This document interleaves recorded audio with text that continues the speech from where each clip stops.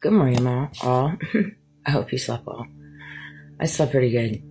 I swear. I always wake up at like the same time.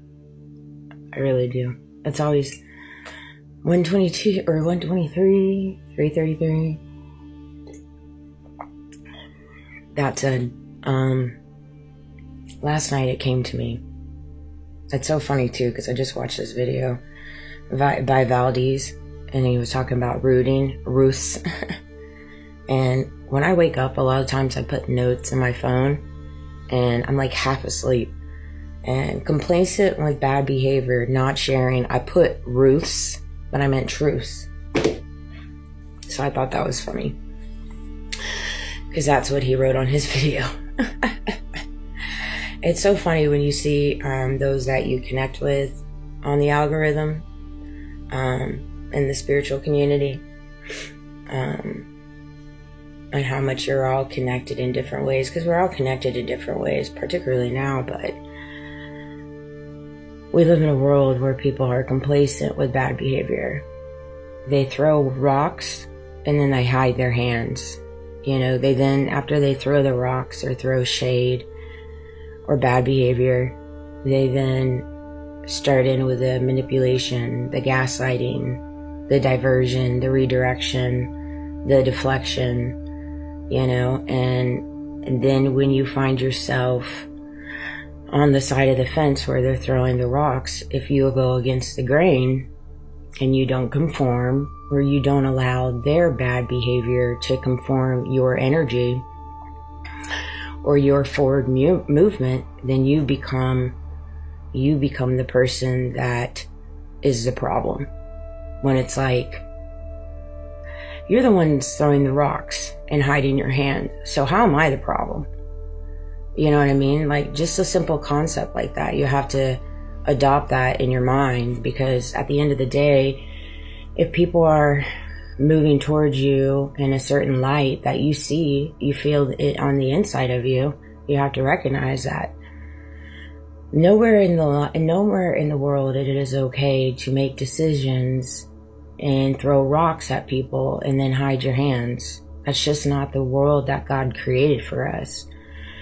The divine, the most high source, universe, like he doesn't stand on that kind of stuff. Now, again, nobody's perfect. Everybody has unfavorable seasons. Everybody battles conformity. Everybody battles social conditioning. Everybody battles particular addictions. Everybody battles not wanting to be proven wrong, or, accept the truths that they stand on. You know what I mean?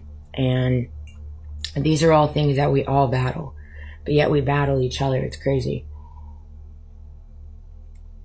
It's absolutely crazy. I mean, until I faced the reality that the only person I was in a war with was myself.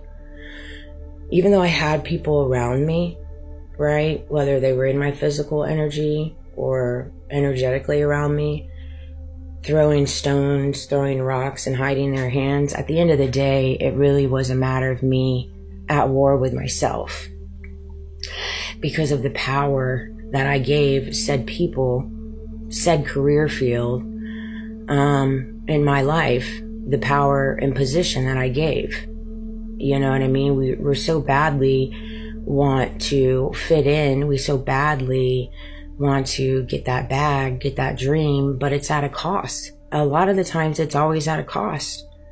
It's at a cost of losing different pieces of your soul, and conforming to the conditionings of the ways. Whether that's in the business field, that's in the faith field, spiritual field. That's why it's really important to figure out what's important to you. Not what is important to other people, but what is important to you. Because if you don't move forward and do things in life that's important to you, later on down the road, it's going to catch up to you. And that's where it got to with me. I wasn't doing things that weren't important to me. I was doing things that was important to other people. You know what I mean? When it came to the career industry that I was in, the people I surrounded myself with, just the entire reality of my world was essentially making moves and operating to make other people happy, you know? And that's the thing too, when you're in a reality surrounded by people that you don't align with, you then pick up habits, you know, that the people in your reality or the reality that you live in carry. You know what I mean? And these are all things that I'm facing too. It's not like when I make my videos, these are all things that I'm facing, you know, and I put it out there for people to resonate with, because I know there's people resonating with the same thing, going through the same thing. I mean, we all see it, you know, and it's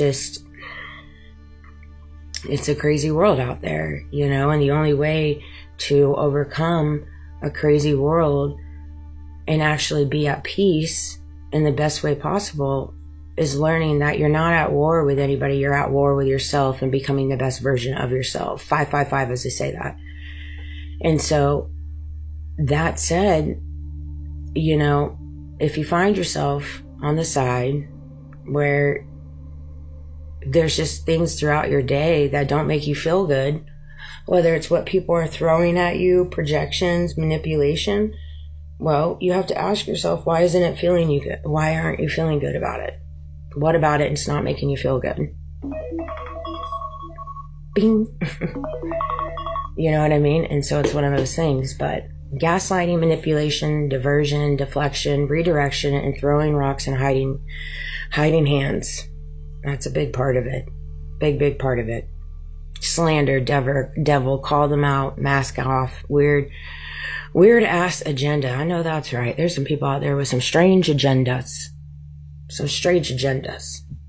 I just can't even entertain it. Gaslighting.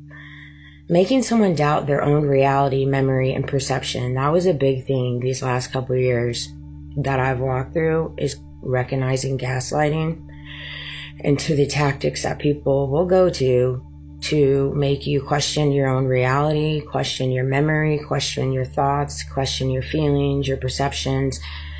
And it's a big part of the conformity of this world. It's all psychology 101. If you follow the root of psychology, it really truly is. Gaslighting is a big portion of it. Gaslighting is rooted in confusion and fear, not truth. It really is. And when you start standing in your own truth and standing in your authenticity, it's very difficult for people to gaslight you. God is not the author of confusion, but at peace. 1 Corinthians 14:33. Let me repeat that Bible verse again. God is not the author of confusion, but of peace. 1 Corinthians 14:33. It seeks to erase the God-given discernment inside a person, disconnecting them from the Holy Spirit and the inner witness. Gaslighting seeks for you to disconnect from the Holy Spirit and the Spirit that resides in you, because you're always... Really? That's great. Oh, I sent two. You're always in fear. You're always in a state of confusion. I mean, I can't tell you how many times in the day I just be like, what is happening around me? What the freak is going on, man? It's just crazy. It's a form of spiritual theft, stealing someone's clarity and identity to control them. I mean, and it's happening at the forefront. That's why I love seeing Candace call this crap out. You know, even when it comes to his pasture and everything, like, good for you, girlfriend. Seriously. You know, there's so much manipulation out here. It's just freaking insane. Manipulation, covertly controlling someone for selfish gain. Everything is so selfish gain at all cost. It's just crazy to me, the operations of certain things.